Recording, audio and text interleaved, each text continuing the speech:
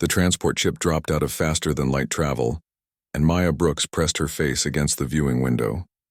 Kepler 9 station hung in space like a massive wheel, its lights blinking against the darkness.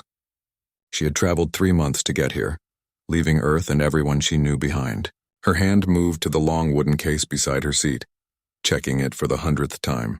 Inside was her grandfather's Bakken, the wooden practice sword he had given her before he died. "First time at the academy?" a voice asked. Maya turned to see another passenger, a being that looked like it was made of purple light contained in a vaguely humanoid shape. This was a Lumarian she remembered from her briefing materials.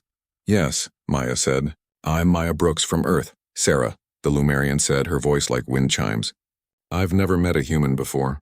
Your people only joined the Galactic Federation 30 years ago, right?" "That's right," Maya said. The ship was docking now, connecting to the station with a series of mechanical clanks. "We're still pretty new to all this." Sarah's light pulsed in what might have been a smile. "Well, the Combat Academy doesn't care how new you are. Everyone gets tested the same way. What's your weapon specialty?" Maya patted the wooden case. "Kendo. It's a sword art from my world. I use energy projection," Sarah said. "Most Lumarians do. It's exciting, isn't it? The grand tournament starts in just 2 weeks. Winners get assigned to the best military units in the galaxy." The ship's door opened and passengers began filing out. Maya grabbed her bag and the wooden case, following the crowd into the station. Kepler 9 was enormous inside, with corridors wide enough for beings 3 times her size. The gravity felt slightly heavier than Earth's, and the air smelled like copper and ozone. Signs in multiple languages directed new cadets to the registration hall. Maya followed them, her heart beating fast. She had trained for this her whole life. But being here, surrounded by aliens who had been traveling the stars for thousands of years, made her feel very small and very young. The registration hall was chaos.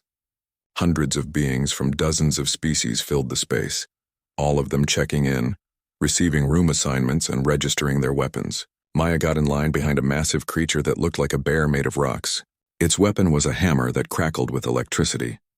When Maya's turn came, she approached the desk. The being behind it was tall and made of what looked like living crystal. His name tag read Kellax in standard galactic script. "Name and world," Kellax said, not looking up from his screen.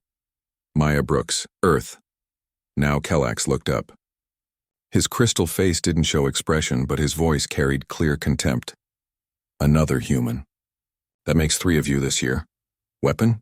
Maya opened the wooden case and carefully lifted out the Bakken. It was just over 3 feet long, made from dark wood that had been polished by decades of use. Her grandfather had carved it himself from a white oak tree that had grown in his backyard for 300 years. Kellax stared at it. Then he started laughing, a sound like ice breaking. "Wood, you brought a stick?"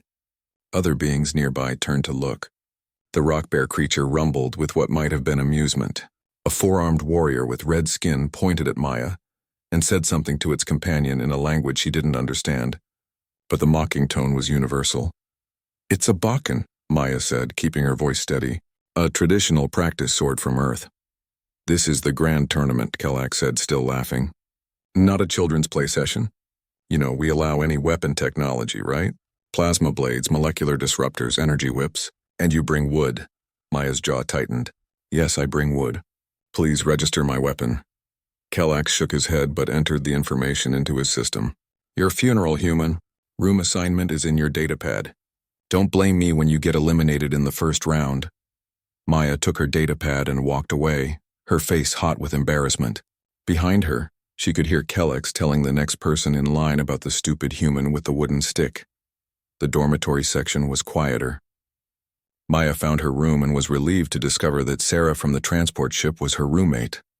The Lumarian was already there, arranging her belongings on her side of the small space.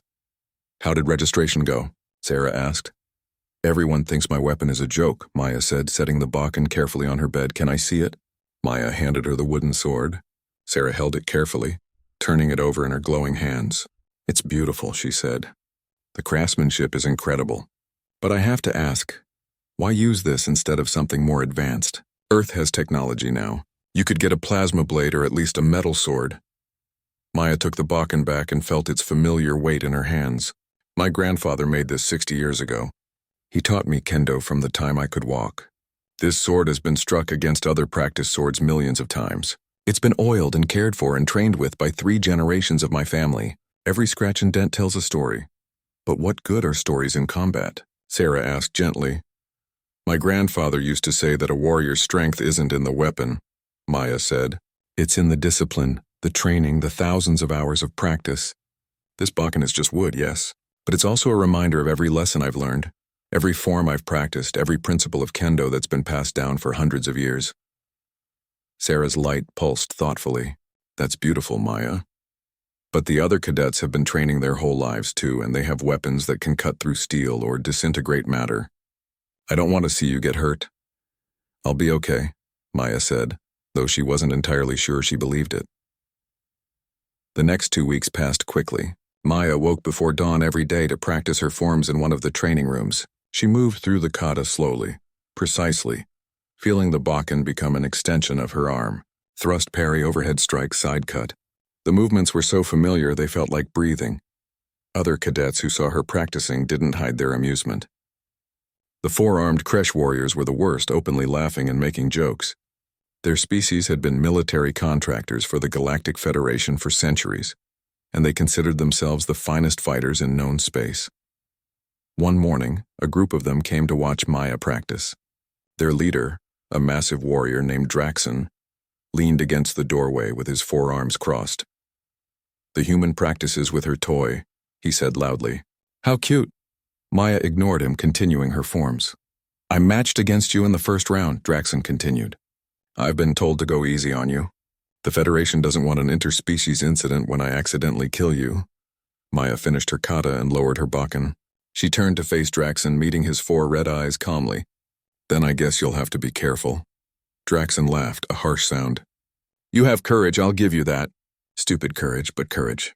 Tell me, human, what will you do when my vibroblades cut your little stick in half? I guess we'll find out, Maya said. The Kresh warriors left, still laughing. Sarah, who had been watching from the corner, came over to Maya. You're really going through with this, she said. I didn't come all this way to quit before the tournament even starts, Maya said. On the day before the tournament, Commander Vex gathered all the cadets in the main auditorium. He was Kresh like Draxon, but older and covered in scars that told of countless battles. He paced the stage, his 4 arms gesturing as he spoke. Tomorrow the grand tournament begins, he said. Some of you will prove yourselves worthy. Most of you will fail. The tournament is not just about strength or speed. It's about strategy, adaptability, and the will to win. We don't stop matches because someone is injured. We don't give points for effort. You fight until your opponent can't continue, or until you can't. That's how real combat works. His gaze swept across the assembled cadets and stopped on Maya. I've heard that one of you brought a wooden practice weapon to a real tournament. If this is true, that cadet is a fool who will be eliminated quickly and probably injured badly. This is not a game. If you're not prepared to use real weapons and face real danger, leave now. Maya didn't move. She felt hundreds of eyes turned toward her, but she kept her gaze straight ahead. Commander Vex continued his speech, but Maya barely heard it. Her mind was already on tomorrow, on the arena, on Draxon and his vibroblades. She thought about her grandfather, about the thousands of hours they had spent in his backyard dojo, practicing the same moves over and over until they were perfect. Fear is a sword with no handle, he used to say. If you try to use it, it cuts you. So don't try to use it. Just acknowledge it's there and move forward anyway. That night Maya couldn't sleep. She held her bakken and practiced the movements in slow motion, feeling each muscle engage, each shift of weight. The wood was smooth and warm in her hands. Tomorrow everyone would be watching. Tomorrow they would all expect her to fail. Maya smiled in the darkness. Let them expect failure. Let them laugh and make their jokes. She knew something they didn't.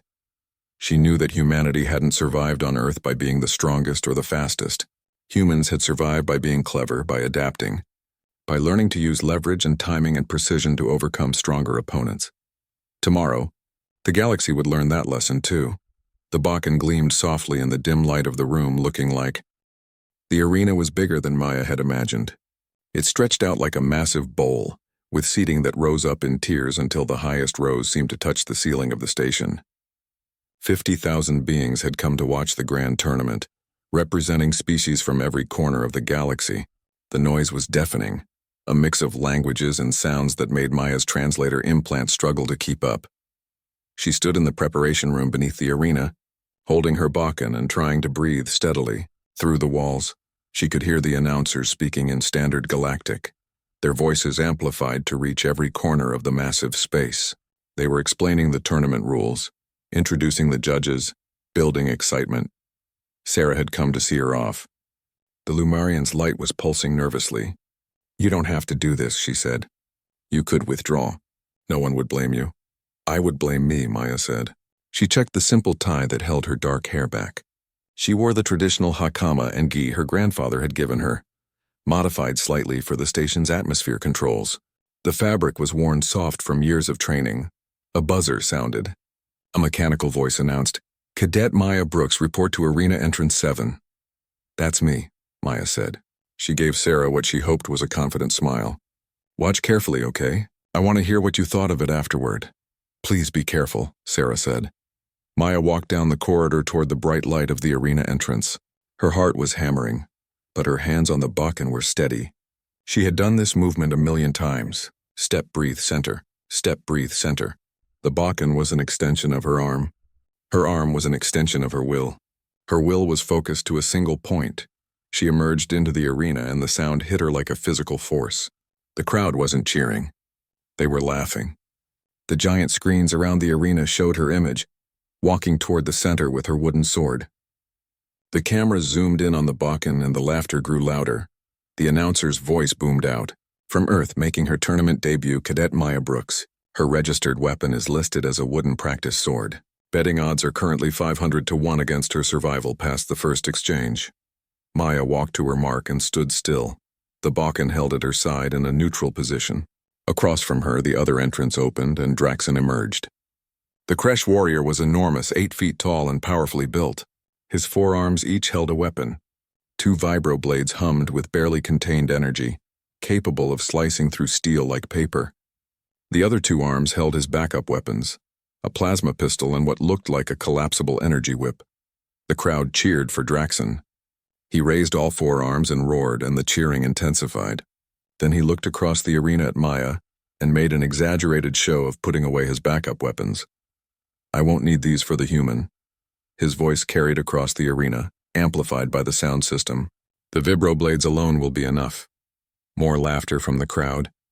Maya didn't react. She simply adjusted her stance slightly, bringing the Bakken up to a middle guard position, both hands on the handle, the tip pointed at Draxon's center mass. Her weight balanced evenly on both feet. The judge, a massive being that looked like a floating brain in a containment field, drifted to the center of the arena. Its telepathic voice echoed in everyone's minds. "This is a standard elimination match. Fight until one combatant is unconscious, surrenders, or is unable to continue. Lethal force is permitted but not required. Medical teams are standing by. Combatants acknowledge." "Acknowledged," Draxon said. "Acknowledged," Maya said. The judge drifted upward, out of the combat zone. A holographic display counted down from 5. The crowd noise faded to an anticipatory hush. 5, 4, 3, 2, 1. The holographic display flashed green, and Draxon charged. He was fast, much faster than something his size should be. His vibroblades left trails of distorted air as they swept toward Maya, all 4 arms working in a coordinated pattern that would have shredded a normal opponent in seconds. Maya stood perfectly still. Her eyes tracked Draxon's movement, watching the way his upper right arm led the attack, watching his center of mass, watching the slight telegraphing of his footwork. Everything her grandfather had taught her compressed into this single moment of clarity. At the last possible instant, Maya moved. She didn't retreat. She stepped forward and to the left, turning her body sideways. Draxon's leading vibroblade passed inches from her ribs, close enough that she felt the heat of its energy field. Her Bakken moved, not in a strike but in a deflection, catching the second vibroblade and redirecting it away from her body. Draxon roared and tried to adjust, bringing his lower arms around for a backhand slash, but Maya was already inside his guard, too close for the long blades to be effective. Her Bakken struck once, twice, 3 times, 4 times. The impact sounded like wood knocking on stone, somehow audible even in the vast arena. Then Maya stepped back, returning to her guard position. Draxon stood frozen for a moment. All 4 of his arms slowly went limp. The vibroblades fell from his hands and deactivated when they hit the ground. His red eyes went wide, and then he toppled forward like a falling tree. He hit the arena floor hard and didn't move. The arena was completely silent. 50,000 beings sat in stunned disbelief, trying to process what they had just seen. The whole exchange had taken less than 3 seconds. Maya bowed toward her fallen opponent, then toward the judges, then turned and walked back toward her entrance. Behind her, medical teams rushed onto the arena floor to check on Draxon. Commander Vex was the first to speak, his voice confused and angry. Replay. Full speed, multiple angles. Now. The arena's screens lit up with recordings of the match from a dozen different angles. The crowd watched in complete silence as the footage played. Draxon charged. Maya moved. The Bakken blurred through the air. Draxon fell. Slow motion, Vex commanded. 1/10 speed. The footage played again, crawling frame by frame. Now the crowd could see what had happened. As Maya stepped into Draxon's attack, her Bakken had moved in a pattern too fast for normal vision. 4 strikes, each one precisely targeted. 2 to Draxon's neck on opposite sides, hitting nerve clusters. 2 to his lower torso, targeting the secondary nerve centers that the Kresh species used to coordinate their 4 arms. The strikes hadn't been powerful. They had been surgical. Maya had used the momentum of Draxon's own charge to add force to her strikes, letting his body weight do most of the work, and she had hit him in places that would shut down his nervous system without causing permanent damage. How did she know where to strike? Someone in the crowd asked loudly. Kresh anatomy is in the standard Federation medical database, another voice answered. But knowing where the nerve clusters are and actually hitting them in combat are completely different things. On the arena floor, the medical team was bringing Draxon back to consciousness. He sat up slowly, looking confused. His forearms moved sluggishly as nerve function returned. Commander Vex descended to the arena floor. His forearms crossed. Cadet Draxon, report. What happened? Draxon's voice was shaky. I don't know, Commander. She was just there and I couldn't move, and then everything went dark. Did her weapon damage your armor or skin? Draxon checked himself over. No, sir. I don't think she even broke my skin. But my whole body just shut down. Vex turned to look at the entrance where Maya had disappeared. His expression was unreadable. Medics, how is he? Bruising at 4 impact sites, the head medic reported. No serious damage. He'll be fine in an hour or 2. Get him to the medical bay, Vex said. He looked up at the judges. I'm calling for a formal review of this match. That shouldn't have been possible. The head judge, the floating brain entity, pulsed with what might have been amusement. The rules allow any weapon and any technique, Commander. The human used both effectively. The match stands. Cadet Brooks advances to the next round.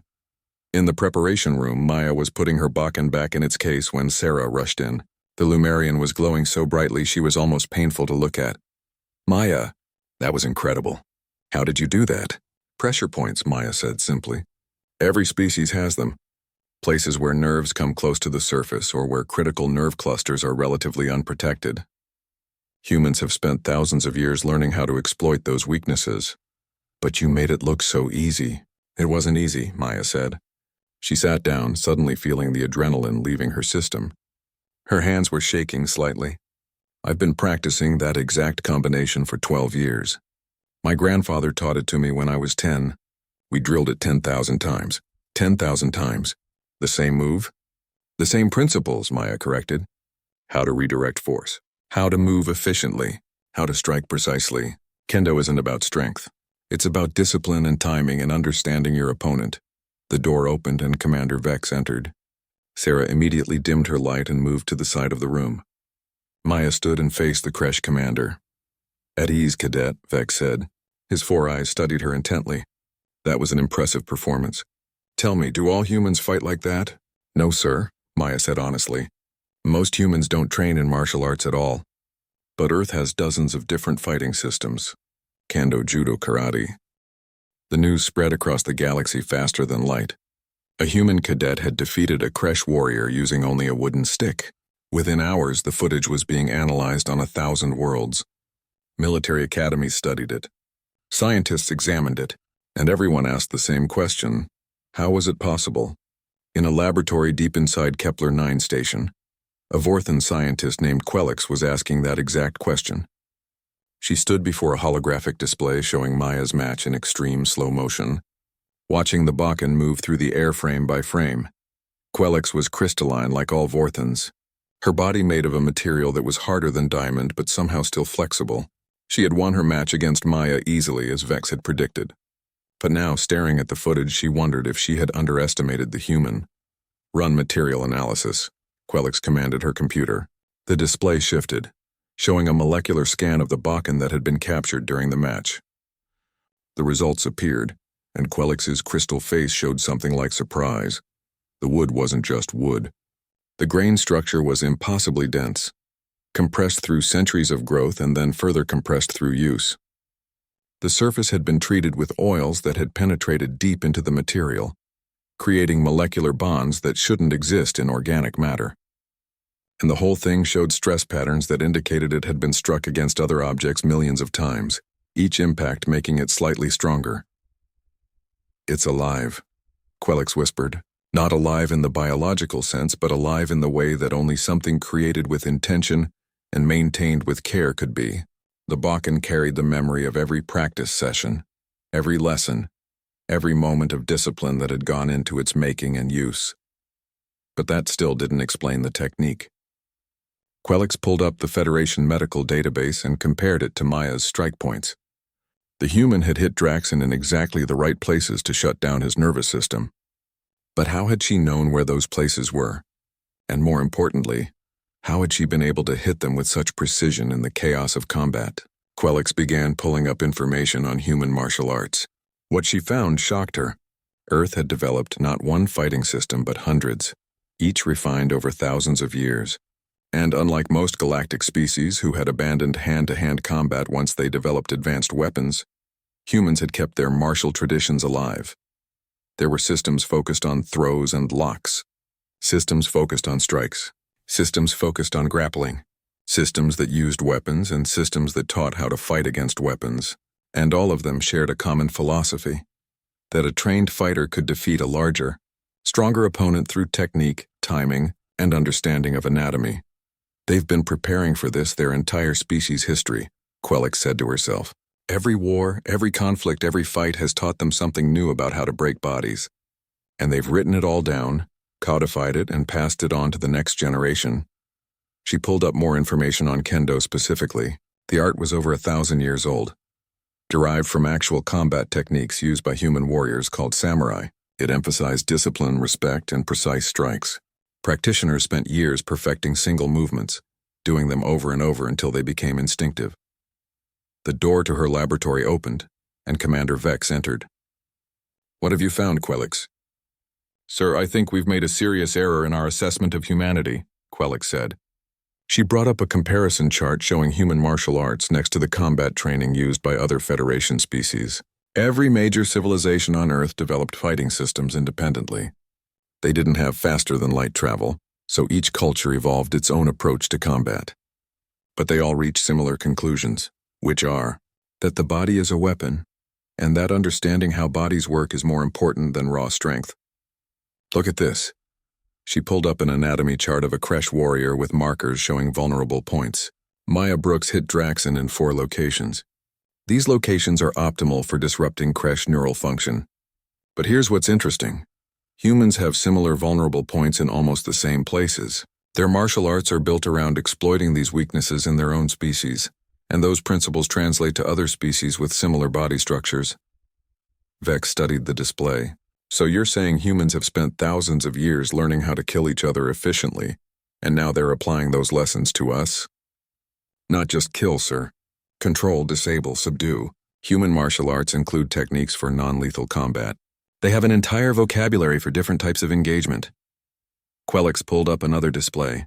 "But there's more. I analyzed the Bakken itself. The material properties are extraordinary." She showed Vex the molecular analysis. "This wood has been struck millions of times. Each impact has compressed the fibers, making it denser. The oils used to treat it have created bonds at the molecular level, and the way it was carved, following the grain of the tree, gives it incredible structural strength. In some ways, this wooden sword is stronger than many metal weapons." "That's impossible," Vex said. "Wood is primitive. It's inferior to modern materials. That's what I thought too, Quelix said. But consider this. Modern materials are designed to be consistent. Every plasma blade is identical. Every vibroblade has the same properties. But this Bakken is unique.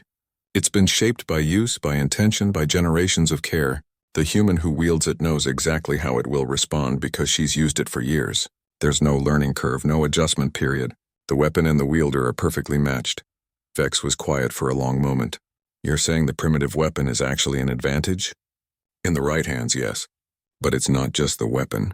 It's the entire philosophy behind it. Humans train differently than we do. We focus on maximizing the efficiency of our weapons. They focus on maximizing the efficiency of the warrior. We ask, what's the best tool for this job? They ask, how can I become the best tool? Another voice spoke from the doorway. She's right. They turned to see a human male older than Maya wearing the uniform of a Federation military advisor. His name tag read, Lieutenant Cole Martin.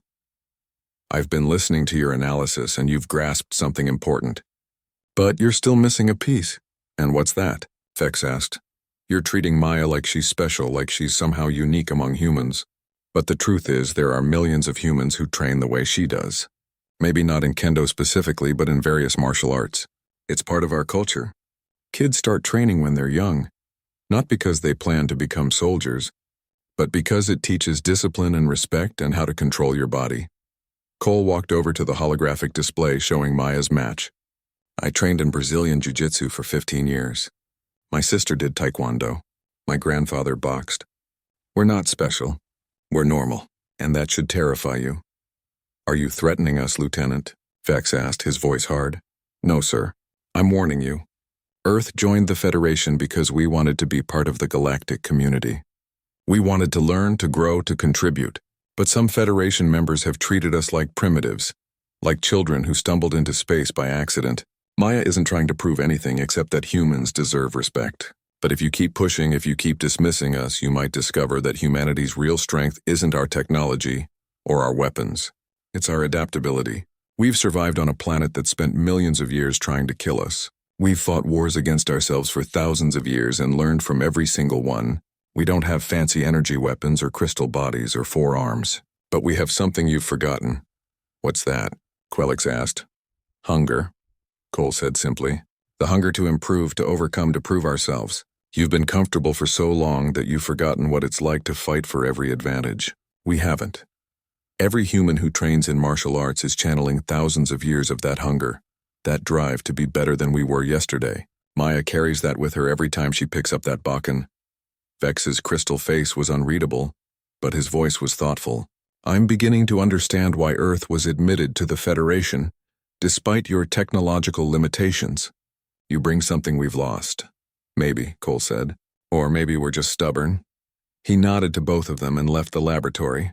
In the silence that followed, Quelix and Vex looked at each other. I face her in 3 days, Quelix said. In the quarterfinals. I know, Vex said. What will you do? I'll study her technique. I'll prepare. I'll use my advantages. Quelix paused. But I won't underestimate her again. Good, Vex said.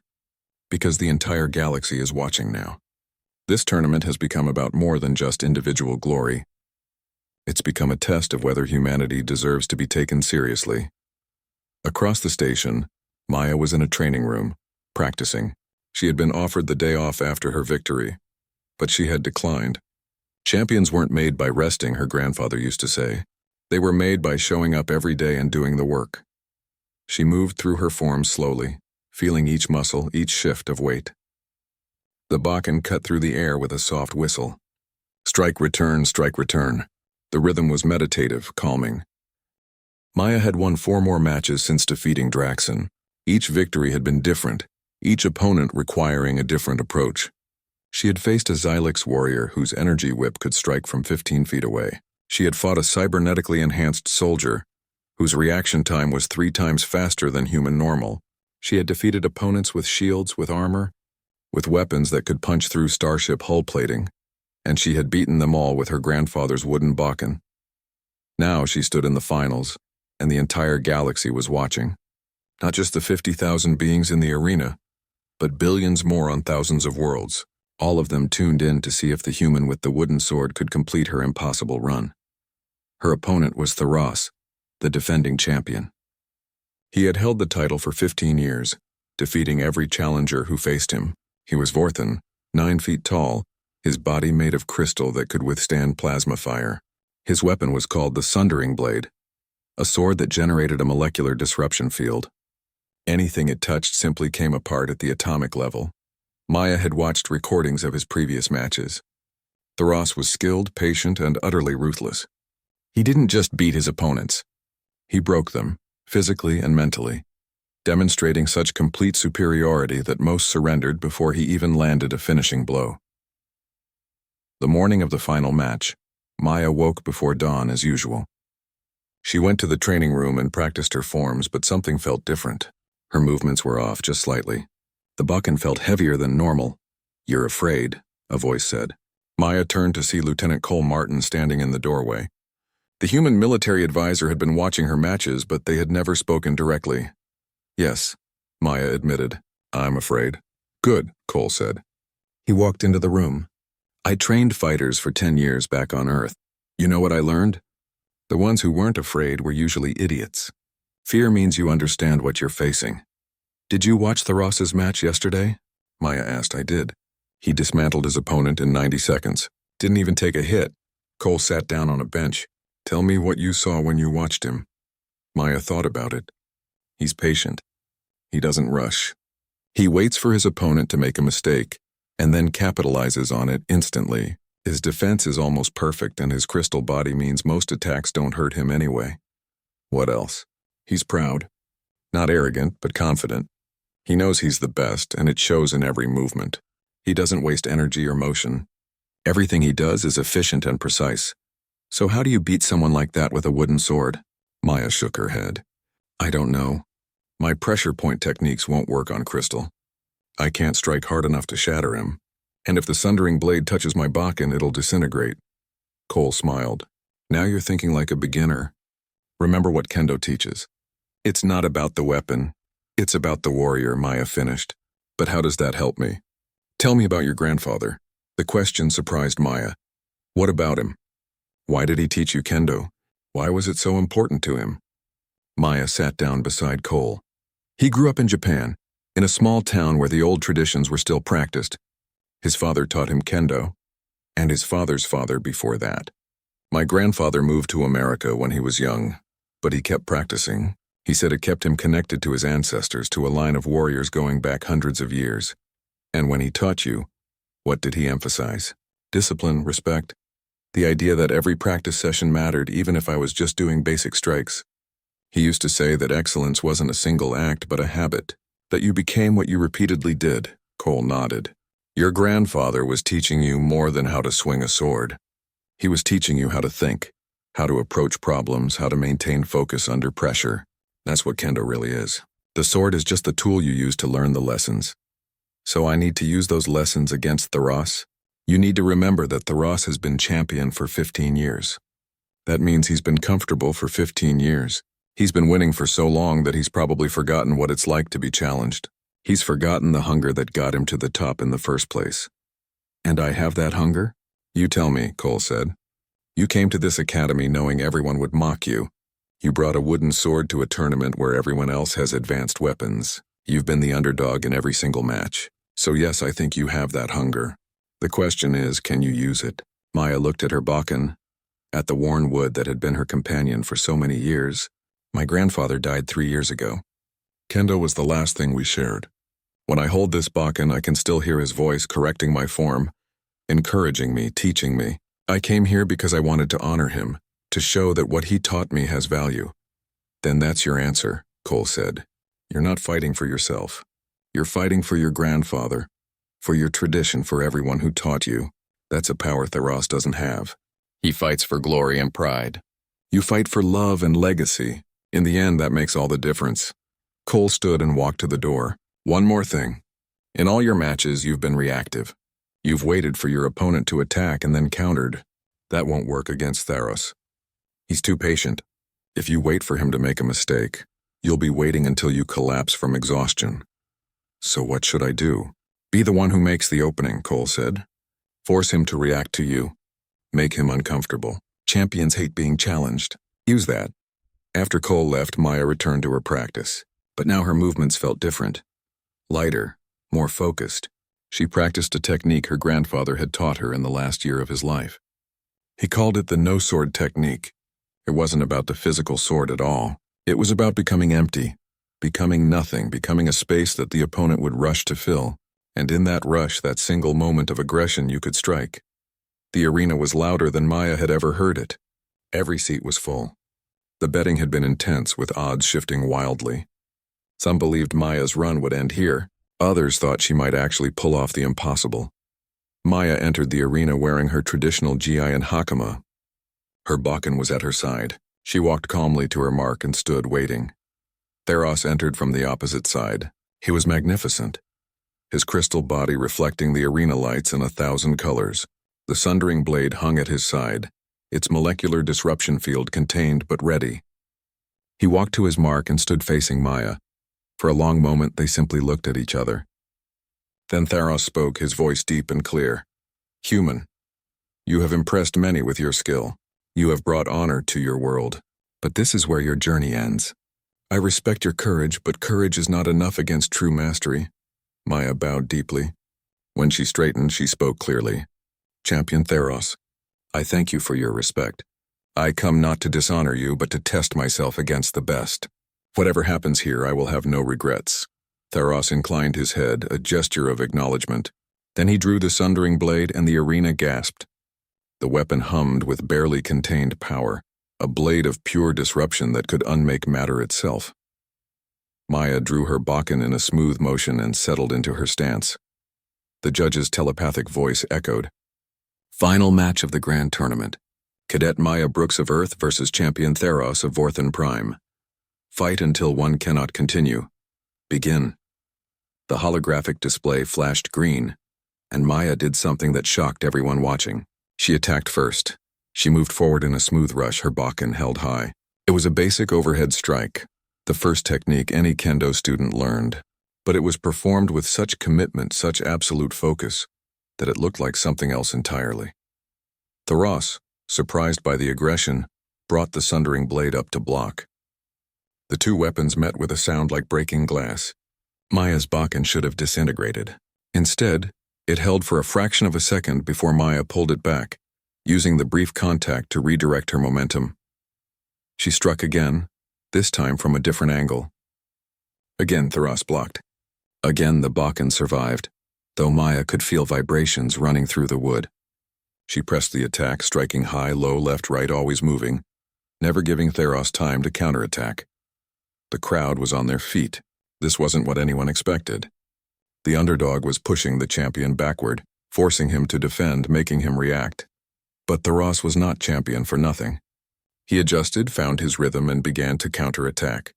His strikes were precise and powerful. Maya dodged and deflected, but she could feel the disruption field of the sundering blade passing inches from her body. One solid hit and she would be done. The match stretched on. 5 minutes, 10, 15. Both fighters showed signs of fatigue. Maya's gi was torn in several places where the disruption field had grazed her.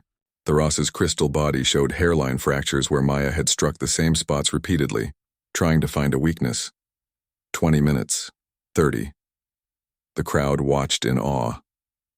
This was the longest match Theros had fought in years. Maya was keeping pace with the champion, matching him strike for strike, her wooden sword somehow still intact against his molecular disruption blade. The draw was perfect. Maya's Bakken moved so fast that it seemed to disappear, pulled from its ready position in a single fluid motion that her grandfather had made her practice 10,000 times. The wooden sword cut through the air with a sound like tearing silk, moving not toward Theros but around him, through a space that existed for only a fraction of a second. Time seemed to slow. The arena cameras captured every detail. Maya's Bakken passed beneath the sundering blade, avoiding its disruption field by millimeters. Her whole body moved as one unit, every muscle contributing to the strike.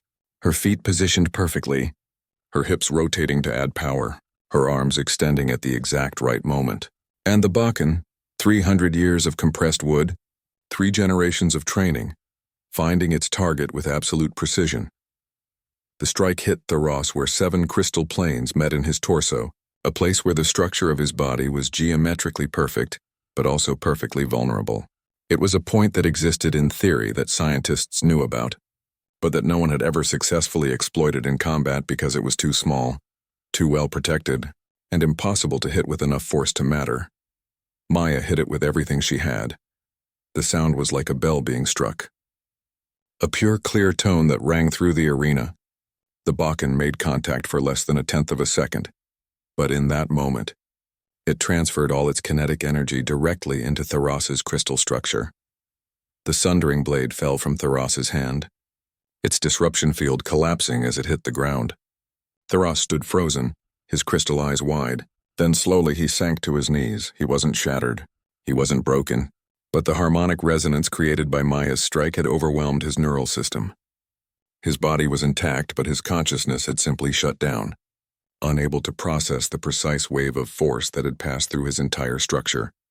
Tharos fell forward, and the arena exploded in sound. Maya stood over the fallen champion, her Bakken still extended, breathing hard. For a moment she couldn't move, couldn't think. Then training took over. She pulled her Bakken back, returned it to her side, and bowed deeply to Tharos. Then to the judges, then to the crowd. The medical team rushed onto the arena floor. Commander Vex was with them, his 4 arms gesturing rapidly as he checked on Tharos. Maya walked over, concerned. "Is he okay?" she asked. The lead medic looked up, his expression amazed. "He's fine. No structural damage at all. His system just needs to reboot. It's like you reset him somehow." Tharos's eyes flickered. A consciousness returned. He looked up at Maya standing over him and made a sound that might have been a laugh. "Impossible," he said, his voice weak. "That strike, I felt it in every part of my body at once." "How?" "Resonance," Maya said, offering him her hand. "When you strike crystal at the right frequency, in the right place, the vibration spreads through the whole structure. My grandfather taught me about it. He used to demonstrate on glass, making it ring without breaking it." Tharos took her hand and let her help him to his feet. He was still unsteady, but his strength was returning. "You turned my greatest strength into a weakness. My crystal body conducted your strike everywhere at once." "I'm sorry if I hurt you," Maya said. "Hurt me?" Tharos looked at her, then at the crowd, then back at her. "Human, you have given me the greatest gift a warrior can receive. You have shown me that I still have things to learn. For 15 years I have been comfortable. You have reminded me what it means to be challenged." He raised his voice so the arena could hear. "I declare Maya Brooks of Earth the winner of this match and the new champion of the grand tournament. She has earned this victory through skill, courage, and the wisdom of her people's traditions." The arena erupted. Beings from 1,000 worlds cheered and stomped and made whatever noise their species used to show approval. Maya felt tears in her eyes. She bowed to Tharos again, deeper this time. Commander Vex approached, carrying the championship trophy. It was a beautiful thing, made of rare metals from a dozen worlds. He held it out to Maya, and she took it, feeling its weight. "Cadet Maya Brooks," Vex said formally, "you have proven yourself the finest warrior in this year's tournament. You have brought honor to Earth and to the Federation, but more than that, you have taught us all a valuable lesson." He gestured to the crowd. "We thought we knew what strength was. We thought technology and power were all that mattered. You have shown us that discipline, tradition, and the wisdom of ancestors have value that cannot be measured in plasma yield or molecular disruption. You have reminded us that a warrior's true weapon is not what they hold in their hand, but what they carry in their heart and mind." Maya looked at the trophy, then at her Bakken. The wooden sword was scarred now, showing new marks from where it had contacted the sundering blade. But it had held. It had not broken. "Commander," Maya said, "I didn't do this alone.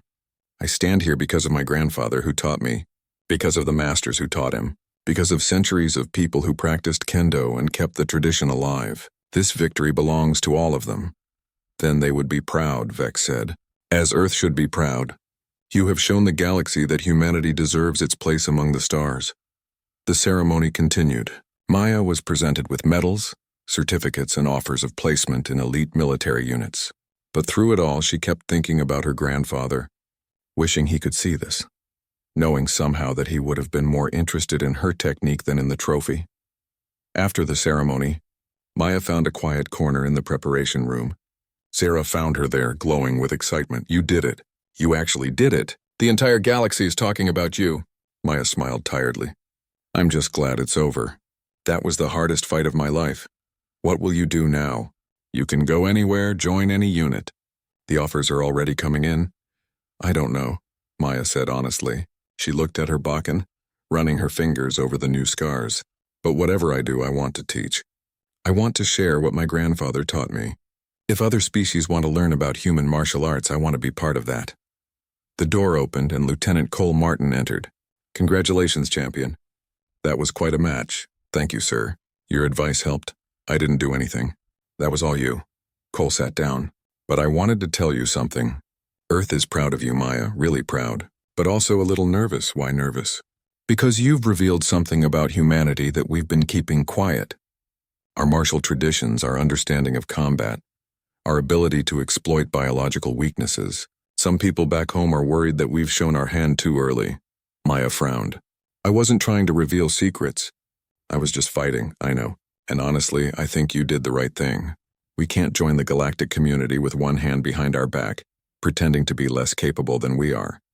You've shown them that humans have value, that our traditions matter. Yes, some species will be wary of us now, but they'll also respect us. And respect is the foundation of every strong alliance. I hope you're right, Maya said. Me too, Cole said with a smile. But either way, you've made history. The first human to win the grand tournament. They'll be telling stories about you for generations. Over the next few days, Maya's life changed in ways she couldn't have imagined. Scientists from a dozen species wanted to study her technique. Military commanders wanted her to teach their troops. Universities wanted her to speak about human culture and tradition. The Federation Council formally recognized Earth's martial arts as a valuable contribution to galactic knowledge. Funding was approved for cultural exchange programs. Human instructors would be sent to academies across the galaxy, and alien students would come to Earth to learn. But the most meaningful moment came when Maya received a message from Earth. It was from her grandmother, who had watched the tournament from their home in California. Your grandfather would be so proud, the message said. Not because you won, though that's wonderful, but because you showed them what he always believed, that the old ways have value. That tradition matters, that a piece of wood, shaped with care and wielded with skill, can be stronger than any advanced weapon. Come home when you're ready, dear. But know that you've already accomplished more than we ever dreamed. Maya watched the message 3 times, tears streaming down her face. Then she picked up her Bakken and went to the training room. There was work to do. Word had spread that she would be teaching an introductory class on kendo basics. When she arrived at the training room, she found it packed. Vorthans, Kresh, Lumerians, and a dozen other species filled the space, all of them eager to learn. Theros was there too, standing at the back. He had recovered fully from their match and had asked if he could observe. Maya had agreed immediately. Thank you all for coming, Maya said, feeling nervous despite everything. I'm going to teach you the basics of kendo. But before we start with techniques, I need to explain what kendo really is. She held up her Bakken. This is a tool, just wood. But kendo isn't about the wood. It's about discipline. It's about respect. It's about practicing the same movements thousands of times until they become part of you. It's about understanding that excellence isn't something you achieve once and then keep forever. It's something you have to earn every single day through practice and dedication.